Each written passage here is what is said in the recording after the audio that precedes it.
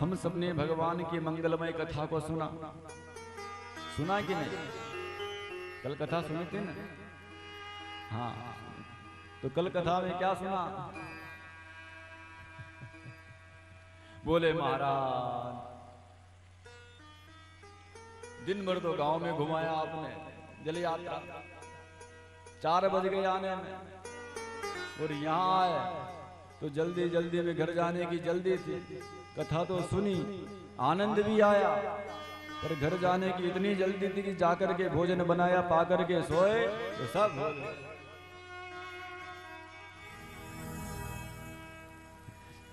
बोलो राधे राधे।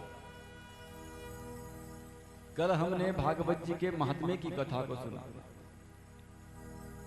7 दिन की कथा सुनाने की परंपरा सनकादिक ऋषियों ने सर्वप्रथम देवर्षि नारद जी को सुना करके प्रारंभ किया।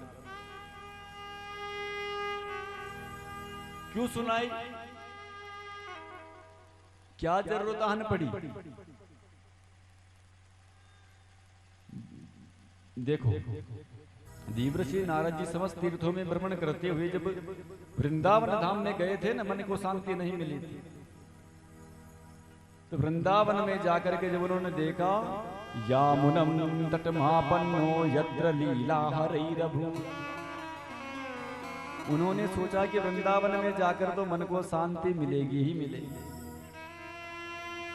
परंतु वृंदावन धाम में जैसे ही गए तो वहां पर एक वृक्ष के नीचे एक देवी जी बैठी थी, उसके बगल में 2 बूढ़े पड़े थे।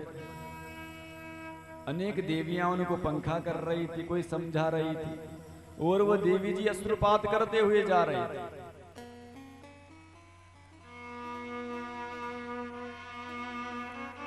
देवर्षि नारद जी ने जाकर के पूछा, कस्तुम, कौन हो देवी जी आप? क्यों रो रही हो? ध्यान से सुनना, इधर थोड़ा नजदीक आओ ना, आप खूब जगह है, इधर आओ। काका भंवर लाल जी, इधर आओ सामने, अरे इधर आओ। इतनी व्यवस्था बढ़िया है, तो सामने नजदीक रहोगे ना, आंखें मिलती रहेगी। बोलो राधे राधे। हाँ,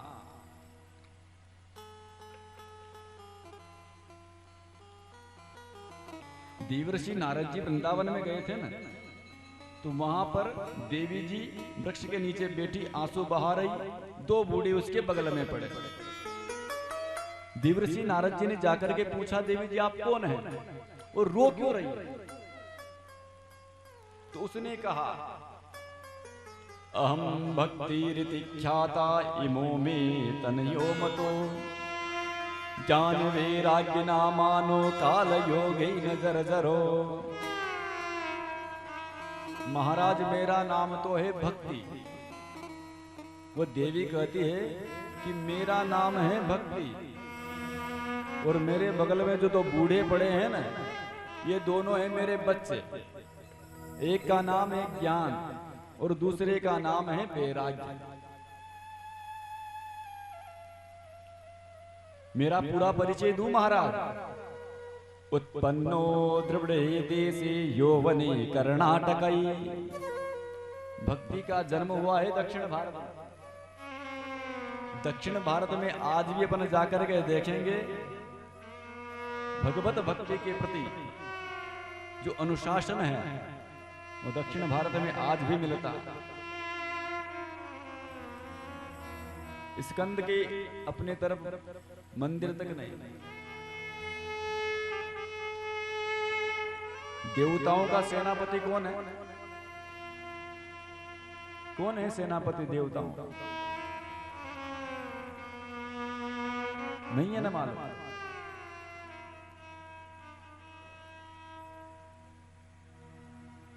स्कंद भगवान शंकर के बड़े बेटे कार्तिकेय।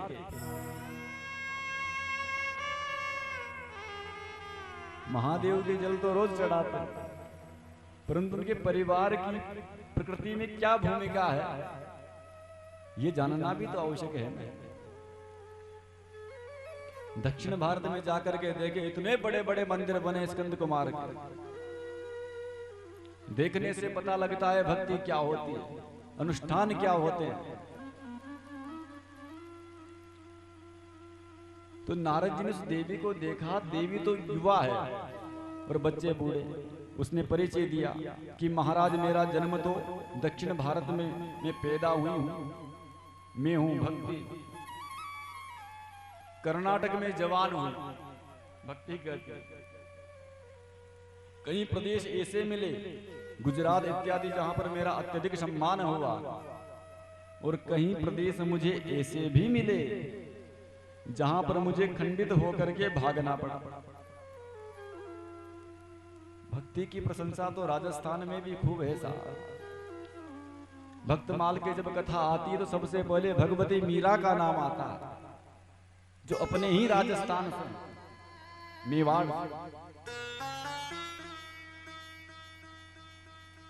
भगवत्ता, ईश्वर क्या है, कहां रहते हैं,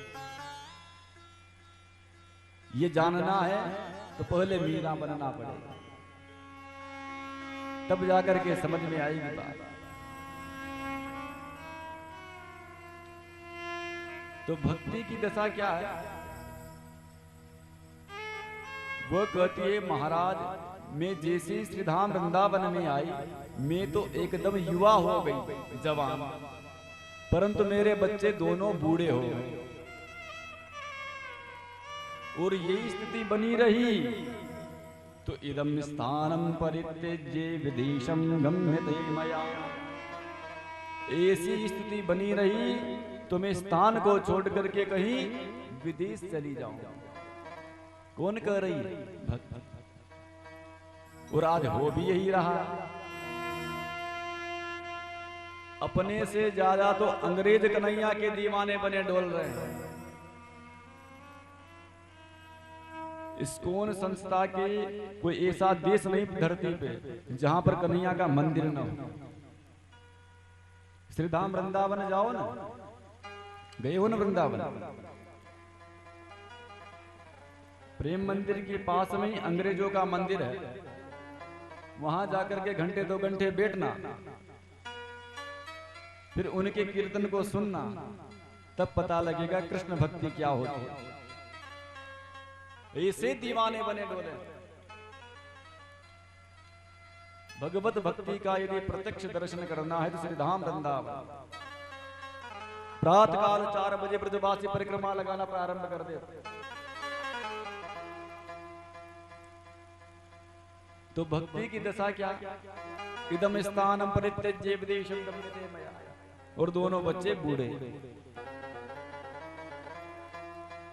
इसका मतलब है क्या? आज हो भी यही रहा है। भक्ति तो सब कर रहे हैं, मंदिर भी जाएंगे रोज, तिलक भी लगाएंगे, परंतु ज्ञान वैराग्य के बिना भक्ति बांझ है। ज्ञान वैराग्य ठीक न हो तो जैसे बिना पुत्रों की माता, और केवल ज्ञान वैराग्य हो, भक्ति न हो तो बिना माता की संतान। आ रही है ना समझ में? इसका मतलब केवल भगवत भक्ति का ये तात्पर्य नहीं है कि मंदिर चले गए, तिलक लगा लिया, धूप दे ली और आ गए, और आकर के जिसके ढोक दिया उसी का कोई कार्य कर रहा हो, उसी की निंदा करने लगे। इसका मतलब ज्ञान वैराग्य अधूरा है, ज्ञान का अभाव है। बिना ज्ञान के, बिना वैराग्य के भगवत भक्ति अपूर्ण है। जैसे सुधातुर व्यक्ति, कोई भूखा व्यक्ति हो, भागवत की कथा से क्या मिलता है? भ माने भक्ति, ग माने ज्ञान, वह माने वैराग्य और त माने त्याग। भक्ति ज्ञान वैराग्य और त्याग की ये कथा है।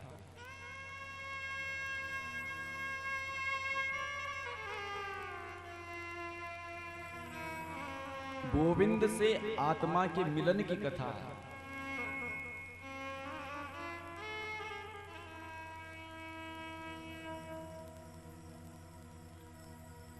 ये बातें उतरेंगी जब थोड़ा अपना दिमाग को खाली करें। पहले से यदि भर के रखा है तो कुछ भी उतरेगा नहीं।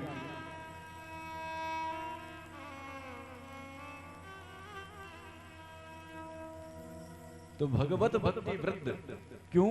क्योंकि ज्ञान वैराग्य ठीक है, तो ज्ञान व वैराग्य का भी ठीक से ध्यान हो। अब बूढ़े हो गए दोनों ज्ञान वैराग्य, भक्ति जवान। तो भक्ति ने कहा कि महाराज मेरे बालकों की ऐसी ही दशा रही तो मैं भी स्थान को छोड़ करके चली जाऊंगी। देवर्षि नारद जी ने कहा कि मैया ऐसा न करना, तुम सतयुग में, त्रेता में, द्वापर में तो खूब आनंद से रही, और आप इस धराधाम को छोड़ करके चली गई तो वैसे ही लोगों की बुद्धि तो मंद है ही सही, आप भी चली गई तो ऐसे कलयुग के कलुषित वातावरण के कारण इन मानवों का कैसे कल्याण होगा। तो भक्ति ने कहा कि फिर मेरे बालकों का पहले इलाज करो। तो देवर्षि नारद जी ने खूब वेद वेदांत सुनाए, वेद सुनाए, उपनिषद सुनाए, शास्त्र सुनाए, भगवत गीता सुनाई। गीता को जब सुनते तो थोड़े से जागते, परंतु जैसे ही पूरी होती वापस गिर पड़ते। एक बार नहीं गीता पाठेर मुहुर्मुहुः, बार बार भगवत गीता का पाठ किया, पर दोनों का स्वास्थ्य लाभ नहीं हुआ। तो क्या करें? देवर्षि नारद यही विचार करके बद्रीनाथ धाम में गए। सनकादिकों से भेंट हुई और सनकादिकों ने जब पूछा कि नारद आपका मुख कमल उदास क्यों है,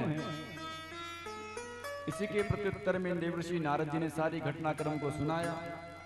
सनकादिकों ने मुस्कुरा करके कहा क्यों परेशान है भाई, दवा हमारे पास। क्या? श्रीमद्भागवतम शास्त्रम सतु गीतम सुखादिभिः। अरे देवर्षि नारद, ज्ञान वैराग्य को ठीक करने का एक ही साधन है। क्या? श्रीमद्भागवत की कथा, जिससे भक्ति ज्ञान वैराग्य पुष्ट होकर के नृत्य करने लगेंगे। देवर्षि नारद जी ने कहा वाह, क्या आप मुझे कम पढ़ा लिखा समझते हो?